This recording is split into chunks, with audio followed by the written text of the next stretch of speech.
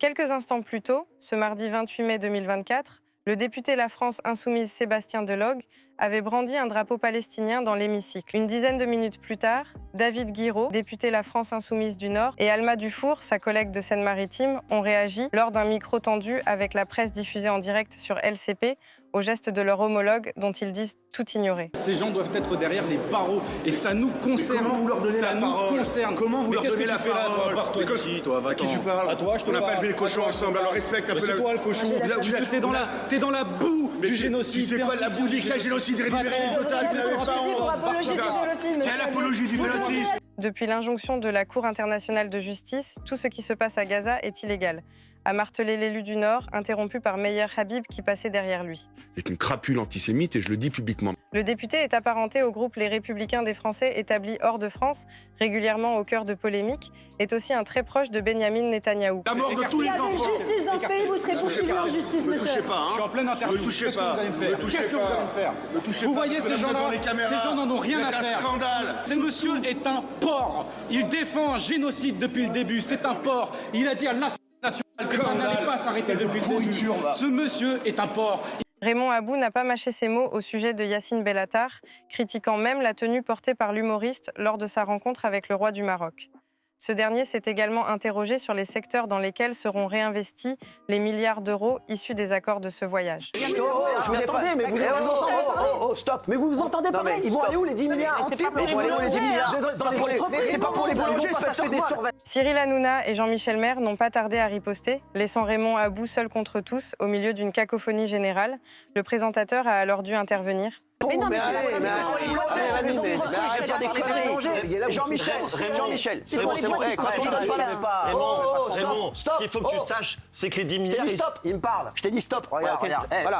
Je suis pas Verdet, je suis pas Guénonné, Cyril. C'est bon, non mais Raymond, c'est bon. Quand on te dit stop, c'est stop. Allez, merci. Alors, vas-y, vous racontez de la Ce que merde. Raymond doit savoir, c'est que... Alors que Léna Mafouf, plus connue sous le nom de Léna Situation, a fait son entrée au musée Grévin en décembre, l'arrivée de son double de cire au sein du prestigieux musée parisien n'a pas été du goût d'Éric Nolot. Et puis les statues éphémères, on les fond à un moment donné. Oui, la cire, ça se fond, et à partir de 2 ou 3 Léna Situation, on pourra refaire un Danton tout propre. Le chroniqueur l'a fait savoir sur le plateau de l'émission Pascal Éric-Yann et les autres. L'ancien chroniqueur de On n'est pas couché est allé encore plus loin en s'attaquant au physique de Léna Situation. Maintenant, on peut n'avoir rien fait de sa vie et entrer au musée Grévin. La preuve par Léna Situation. D'ailleurs, je note que la statue l'a bien arrangée également physiquement. Donc, ils sont vraiment très aimables.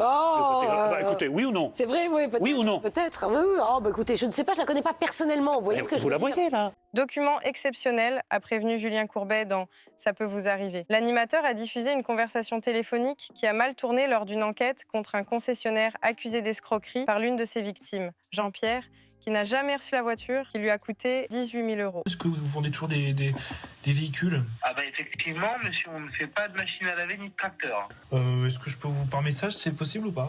Et par la chatte à votre mère, vous voulez pas que je vous l'envoie dans la grosse chatte à votre mère directement, peut-être? Allez, on p*** votre mère, bonne soirée, au revoir. Ok, bonne journée. Dans le cadre de sa niche parlementaire, la France Insoumise proposait l'abrogation de la réforme des retraites, votée en 2023 malgré la contestation de la rue et l'opposition d'une large majorité de Français. Et heureusement, monsieur Fesneau, effectivement que vous étiez là pour retenir le collègue de votre groupe, mais aussi, et je les remercie, que les huissiers sont intervenus pour le faire reculer. Les députés ont dû examiner des centaines d'amendements, essentiellement déposés par la Macronie, dans le but d'empêcher le vote. Dans ce contexte, de nombreuses tensions ont eu lieu tout au long de la journée dans l'hémicycle, jusqu'à une violente altercation en fin de soirée. Tension à l'Assemblée nationale. Sur ces images filmées par 2 députés LFI lors d'une suspension de séance, on voit un parlementaire MoDem, Nicolas Turquois, menacer un de ses collègues socialistes, avant de s'en prendre à l'insoumis Antoine Léaumont. L'échange est électrique sur BFM TV. Olivier Truchot a échangé avec le député Aymeric Caron pour évoquer la projection à l'Assemblée nationale d'un film choc sur le conflit à Gaza. Malgré les condamnations internationales, les bombardements continuent sur le territoire, devenu un cimetière. L'élu de la NUPES a d'ailleurs pointé du doigt les médias qui ne diffuseraient pas d'images de civils en Palestine touchés par les frappes israéliennes. Vous savez, il y a des études qui ont été faites notamment par le site Arrêt sur Image. Et vous avez des références à Arrêt sur Image.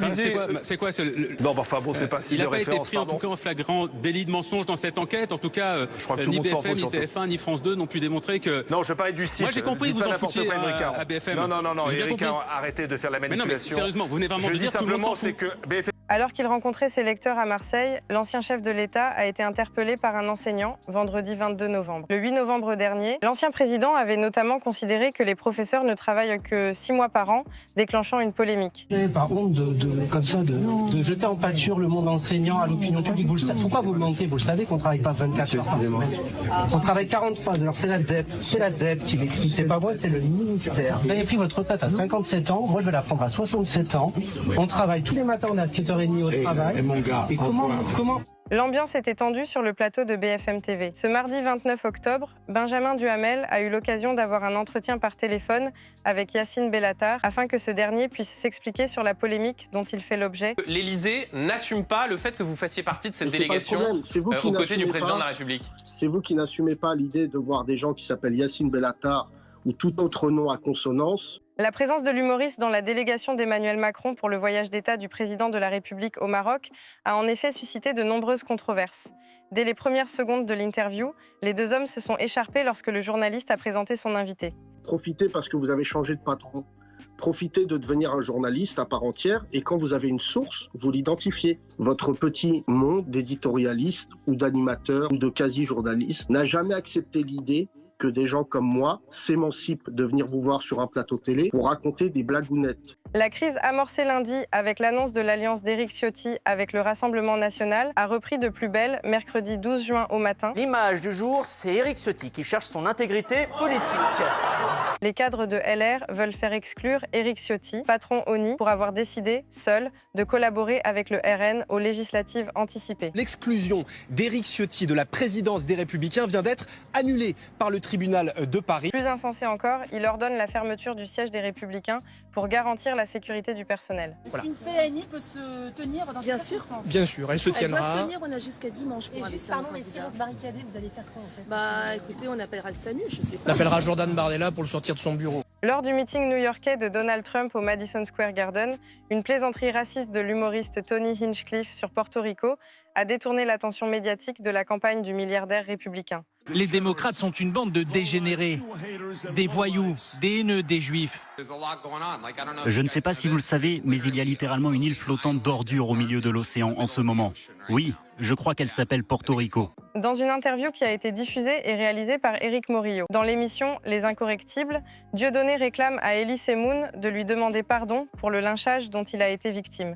Il estime d'avoir été traité injustement, même après les excuses. Ça permettrait la réconciliation. Donc vas-y Elie, dis que c'était excessif, ce lynchage dont j'ai été victime pendant 20 ans, et demande-moi pardon au nom de ta communauté. Je pense que ce serait très bien perçu par ceux qui ne font pas partie de ta communauté. Fondatrice de la marque de vêtements Hôtel Mafouf et animatrice de Canapé 6 Places, le podcast le plus écouté depuis 2 ans en France sur Spotify, Léna Situation est une vidéaste depuis plus de 10 ans sur YouTube. Mais son entrée au musée Grévin il y a quelques jours a été critiquée par Éric Nolot. Du haut de ta splendeur et de ton intelligence, qui je pensais pouvoir te glorifier, eh ben, j'ai été déçue de toi que tu puisses critiquer le physique d'une jeune fille. Je n'ai de pas quelle critiqué son sorte ? physique. Cyril Hanouna et ses chroniqueurs ont souhaité la défendre. Mais Éric Nolot a persisté et en a rajouté une couche. Léna Situation est une grossiste en vacuité, une marchande de vide. Elle n'a rien à faire au musée Grévin. À un moment donné, quand on est une personne comme toi, qui est un vieux briscard, qui a fait de la télé depuis des années, tu te rends compte à quel point déjà la femme, elle peut être discriminée. Et là, cette petitesse d'aller critiquer le physique de cette nana, Je ne l'ai pas fait, encore une fois. La seule fois où toi, tu as été représentée, c'était dans les Guignols, sous le visage d'un troll. Et je pense que tu as été aigrie ce jour-là. Donc là, cette femme... Depuis le dimanche 7 juillet, date où son arrière Melvin Jaminet, écarté du groupe France depuis, a été pointé du doigt pour avoir prononcé des propos ouvertement racistes sur Instagram. Le joueur de 25 ans s'était filmé dans la rue en pleine nuit, visiblement ivre en Argentine. Melvin Jaminet, arrière du 15 de France, est en déplacement avec son équipe en Argentine lorsqu'il tient ses propos. Je te jure, le premier arabe que je croisais sur la route, je lui mets un coup de casque. Je lui mets un coup de casque. La vidéo a été partagée sur son compte Instagram avant d'être supprimée. En réponse à la députée de la droite républicaine, Émilie Bonnivard, le ministre de l'Intérieur, Bruno Retailleau, a affirmé qu'elle avait raison de parler de chaos en cas de censure du gouvernement qui pourrait intervenir cette semaine. Certains, d'une extrémité à l'autre, s'apprêtent à jouer le destin de la France et des Français à la roulette russe. Il a précisé qu'un vote en faveur d'une motion de censure conduirait la France à une situation intenable. C'est le mariage de la carpe et du lapin. Madame Le Pen, comment pouvez-vous accepter de mêler vos voix à cette extrême gauche qui, il y a quelques jours, déposait un texte pour abroger le délit d'apologie du terrorisme? C'est lamentable. Querelle d'ex, les deux anciens premiers ministres, Elisabeth Borne et Dominique de Villepin, ont pu échanger sur le plateau de Quelle époque? Là, je pense qu'on rentre dans de la politique un peu politicienne. Absolument. La première venait présenter son livre 20 mois à Matignon. Le second était invité pour évoquer la situation humanitaire dramatique à Gaza. Dire que la France n'a pas affirmé dès le départ qu'Israël a le droit de se défendre dans le respect du droit international. Arrêtez-vous là. Est-ce qu'elle le fait dans le respect du droit international? Oui, mais... Non, mais arrêtez-vous là. Ok, arrêtez-vous là. Mais qui ne le dit pas aujourd'hui et quelle est votre solution magique? Fidèle à ses indignations depuis le 7 octobre, l'attaque en Israël et la riposte sanglante de l'État hébreu sur la bande de Gaza, l'ancien chef de la diplomatie française sous Jacques Chirac a dénoncé l'inaction et la cécité de la France sur ce théâtre. Quand Joe Biden donne un ultimatum à Benjamin Netanyahou qui ne le respecte pas, quelle est votre solution magique? C'est de ne pas accepter. C'est de ne pas accepter. Moi, je ne l'accepte pas. Vous voyez les massacres dans la bande de Gaza. Moi, je ne les accepte pas. Et je me bats pour ça. Jean Lassalle n'était pas content et l'a fait savoir. Vous avez autant de chances de retrouver ici un ours polaire qu'un député européen. Mardi 4 juin 2024, la tête de liste de l'Alliance rurale participait au deuxième débat de la soirée organisée dans l'Événement sur France 2. Une différence de traitement que Jean Lassalle n'a pas appréciée. Moi, je répondrai sérieusement à votre débat quand il sera sérieux. Je suis un sous-candidat à 1 ou 1,5%, alors que j'ai battu, comme je vous dis, les autres. Le jour où vous aurez de vrais débats, je participerai avec vous comme il faut. Invité de la deuxième partie de l'Événement sur France 2, Jean Lassalle n'a pas apprécié de ne pas avoir été convié pour débattre avec les principaux candidats du scrutin européen, présents eux en première partie d'émission. Alors, s'il y a des gens qui ont envie de répondre à la question, peut-être Pierre Laroutourou sur ce choix. Vous pouvez me laisser terminer, madame? Mais alors, allez-y. Ah, mais alors, ne me coupez pas. Ah, mais non, mais vous dites que ça vous intéresse pas, cette question. Non, ça ne m'angoisse pas. Ne vous mettez pas à faire de la psychiatrie, de la psychologie. Bon, il y a assez de quoi faire. Loin cette idée. S'il vous plaît. Thomas Guénolé s'est attiré pour la énième fois les foudres de Cyril Hanouna en direct dans TPMP, lorsque l'animateur a accusé certains politiques d'être responsables par leur discours de l'agression de 5 supporters israéliens à Amsterdam cette semaine. Le chroniqueur a jugé bon de tempérer les propos du patron de la bande. Apparemment, je ne sais pas d'où vous venez, mais à mon avis, vous n'avez pas dû vivre beaucoup dans l'écart. Je pense que vous avez eu une enfance assez aisée. Faites attention à ce que vous dites, Cyril. Faites attention à ce que vous dites aussi, merci. Faites attention. Je vais vous dire, déjà, vous devez être dans l'indignation et dans la peine.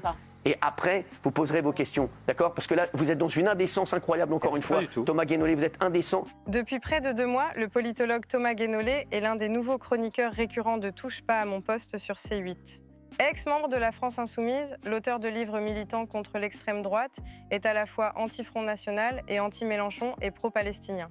Je vais vous parler gentiment, comme un enfant, parce qu'il faut non, faire Cyril, comprendre. Faites attention quand même, parce qu'il y a beaucoup de gens qui me disent de partir, de quitter cette émission, mais vous pouvez à cause de la façon dont vous me parlez. Mais vous pouvez partir. Moi, je reste. Moi, il y a beaucoup de gens. Moi, je vais vous dire, Thomas. Vous voyez, on fait un effort tous les deux. Il y a beaucoup de gens qui me disent.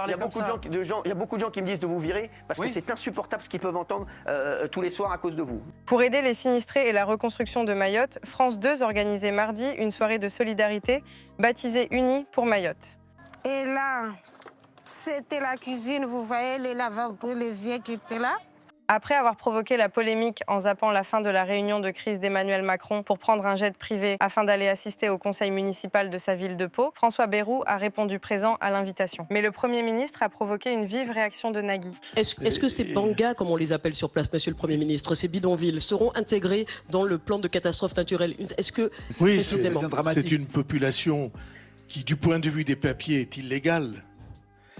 Et du point de vue de la vie, ce sont des hommes et des femmes. Est-ce que c'est le sujet aujourd'hui de savoir si c'est légal ou pas légal? Justement, non. Vita était l'invitée d'Anne-Elisabeth Lemoine dans C'est à vous. Au cours de l'émission, la journaliste l'a interrogée sur son ami Slimane. L'image du jour, et ce sont les essais de costumes qui continuent pour la prochaine tournée de Slimane. Tout se passe bien. 2 plaintes ont été déposées contre lui par 2 techniciens de sa tournée pour harcèlement et agression sexuelle. C'est marrant, moi, toute ma vie, on m'a fait un peu la porte-parole de tous mes amis artistes. C'est-à-dire, à l'époque, à chaque fois que je venais en plateau, il y avait une question pour Diams, alors que c'était pas le sujet. Aujourd'hui, c'est Slimane. À un moment, c'était Stromae. Non, mais je le dis en souriant, mais c'est vrai que souvent, on me pose la question à moi. Et pour être très, très honnête, je suis absolument pas venue pour parler de ça à sa place. Grand favori des sondages, Jordan Bardella se veut être la nouvelle opposition d'Emmanuel Macron et l'assure, s'il gagne, alors il demandera la dissolution de l'Assemblée nationale. Une proposition qui agace le président de Reconquête, Éric Zemmour, qui tente de se démarquer du Rassemblement national. Monsieur Bardella ne met jamais les pieds au Parlement européen. Vous savez qu'on le surnomme Bardépala. Donc, si vous voulez, en Europe, on sait que les députés, ça fait 2 fois que le RN gagne les élections européennes, en 2014 et en 2019. Qu'est-ce qui a changé? Rien. Les fameuses gauches irréconciliables. BFM TV a organisé un débat arbitré par Apolline de Malherbe et Maxime Switek pour les élections européennes. Les animaux ne peuvent pas voter. Vous le pouvez. Au cours des échanges, la représentante de la liste de la France insoumise a ciblé son concurrent du PS. « Je crois que François Hollande va soutenir votre liste. Mon nom est Raphaël Glucksmann », a riposté le candidat. Vous faites de moi votre cible principale, c'est le cas depuis 6 mois. Vous avez l'extrême droite à 40%, Manon Aubry. Allez, concentrez-vous sur l'extrême droite. Lâchez-moi un peu les baskets, ça fait 6 mois là. Raphaël Glucksmann, que justement on a besoin de cette clarté. C'est ça le problème, c'est 40% de l'extrême droite. Grosse tension sur le plateau de BFM TV dans l'émission L'Assemblée BFM, qui a été le théâtre d'un clash entre Manon Aubry et Julien Audoul lors d'un débat sur l'immigration. En effet, le député RN a coupé sans cesse la parole de l'eurodéputé de la France insoumise. Monsieur Audoul, vous savez quoi? J'en ai marre maintenant que vous me laissiez pas finir mes phrases. On distingue les gens. Monsieur Audoul, ça suffit en fait. Mais calmez-vous, mais détendez-vous. Non, alors là, les remarques sexistes, monsieur Duhamel, je prends mon micro. Vous dites des énormités, madame. Attendez. Prenez un verre d'eau froide et calmez-vous. Non. Stop. Une remarque qui va aussitôt faire réagir Sandrine Rousseau, présente sur le plateau, et provoquer la colère de la députée LFI. Non, alors là, les remarques sexistes, monsieur Duhamel, je prends mon micro, je m'en vais, lâche-t-elle. Julien Audoul, on ne parle pas comme ça. Comment ça, on ne parle pas comme ça à des débattrices. S'il vous plaît. Insulter madame Aubry, voilà. Face aux propos de Julien Audoul, Benjamin Duhamel prend la parole et recadre fermement ce dernier. Que dans une discussion, on ne s'adresse pas à des personnes, a fortiori, pardonnez-moi, aux 2 femmes qui sont sur ce plateau, en leur disant « calmez-vous, buvez un verre d'eau ». C'est inacceptable de la part de quelqu'un qui représente ce soir ses concitoyens et ses concitoyennes. Elle accomplit le bout du chemin, c'est-à-dire qu'elle s'exclut d'elle-même de ce parti qu'elle a toujours méprisé, a déclaré Zemmour sur BFM TV, accusant la nièce de Marine Le Pen de mentir et d'être entourée par des professionnels de la trahison. Madame Maréchal a été élue comme tête de liste de Reconquête. C'est moi qui l'ai désignée comme tête de liste. Des vieilles dames qui font des chèques de 10 € pour la campagne de Madame Maréchal. Et au bout de 48 heures, elle trahit ces gens. Je dis, moi, que c'est le record du monde de la trahison. Jordan Bardella était loin d'être en terrain conquis hier soir, puisqu'il a pris le risque de débuter sa campagne de promotion pour son livre en allant sur France 2 dans l'émission Quelle époque de Léa Salamé. Personne ne reproche à France Inter ou à Patrick Cohen d'avoir une idéologie. Voilà. Par contre, tout le monde reproche, alors qu'il n'y a pas d'idéologie sur CNews. Parmi les moments intéressants, on trouve la fameuse séquence des questions que l'homme politique poserait à des personnalités s'il les avait en face. Marion Maréchal. Pensait-elle vraiment et sincèrement qu'Éric Zemmour pouvait être président de la République? Éric Zemmour. Ouf. La même chose. Pourquoi continuer faire de la politique et être politique, c'est quelque chose de tellement particulier que parfois le costume ne convient pas à tout le monde. Repart à la télé et arrête la politique. Je ne sais pas s'il a gagné au change. Invité par le youtubeur et streamer PFUT sur la plateforme Twitch, le duc de Boulogne Bouba a déclaré s'être désintéressé des Jeux Olympiques et déclenche la colère des internautes après avoir violemment dénigré le champion français de natation, Léon Marchand. Il n'y a pas un athlète qui m'intéresse. Léon Marchand, il a gagné 82 médailles d'or. La natation, on s'en bat les couilles, la natation. Mais non, on s'en bat pas les couilles. Non mais arrête, Léon Marchand, il nous follow, il nous suit et tout. Là, il regarde le live, je crois. Là, c'est un nageur qui s'appelle Marchand, gars. Envoyez des sables, on s'en bat les couilles de la natation, on va dire. Jusqu'à 2500 personnes se sont rassemblées devant le siège de TF1 à Boulogne-Billancourt pour protester contre la diffusion sur la chaîne d'information du groupe, LCI, d'une interview du Premier ministre israélien, y a répété la position officielle vis-à-vis de l'opération meurtrière israélienne à Gaza. Mais nous ne faisons pas de bombardements non ciblés à Gaza. On ne fait pas ce que faisaient les Alliés à Dresde.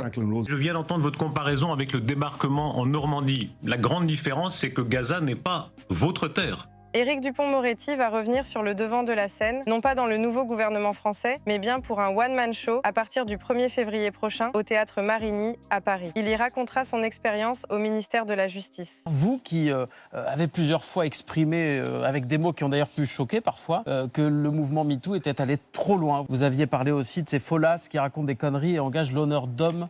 Invité ce mercredi 11 décembre sur le plateau de C'est à vous pour faire la promotion de son spectacle, Éric Dupond-Moretti a été invité par Laurent Sénéchal à réagir aux affaires Gisèle Pellicot et Adèle Haenel. Monsieur, vous dénaturez complètement les propos qui ont été les miens. Le propos que j'ai tenu et que vous avez dénaturé, c'est un propos que j'ai tenu en défendant un homme qui d'ailleurs a été acquitté, monsieur. Là, c'est une difficulté quand on est ministre de voir ses propos dénaturés. J'ai dit que c'était extraordinairement... Non, je n'ai jamais dit cela, monsieur. Le barreau de Lyon a ouvert une enquête déontologique sur des propos adressés à des féministes par l'avocat d'un des accusés à l'issue du procès des viols de Mazan.